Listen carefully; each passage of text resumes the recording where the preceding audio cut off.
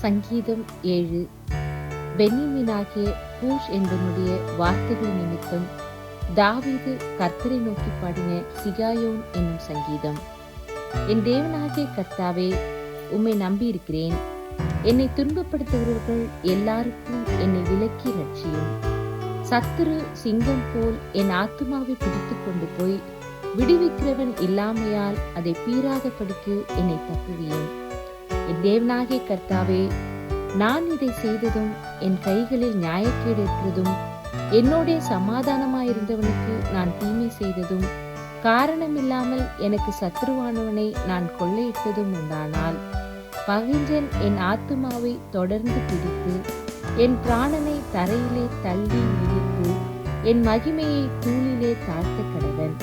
கர்த்தாவே, நீர் உம்முடைய கோபத்தில் எழுந்திருந்து என் சத்துருக்களுடைய மூர்க்கங்களின் நிமித்தம் உம்மை உயர்த்தி எனக்காக விழித்துக் கொள்ளும் நியாயத்திற்பே நிலைத்திருக்கிறீரே.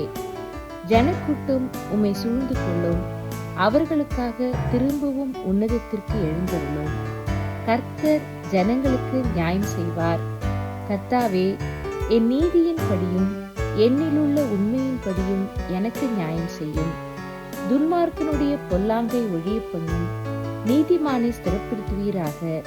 நீதி உள்ளவராயிருக்கிற தேவரீர் இருதயங்களையும் உள்ளிந்திரியங்களையும் சோதித்துள்ளவர். செம்மையான இருதயம் உள்ளவர்களை ரட்சிக்கிற தேவனிடத்தில் என் கேடகம் இருக்கிறது. தேவன் நீதியுள்ள நியாயாதிபதி. அவர் நாள்தோறும் பாவியின் மேல் சினம் கொள்ளுகிற தேவன்.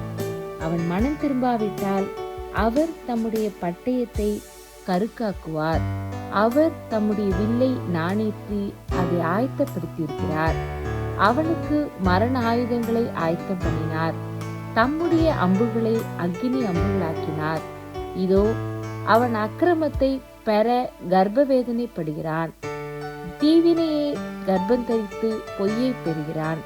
குழியை வெட்டி அதை ஆழமாக்கினான்.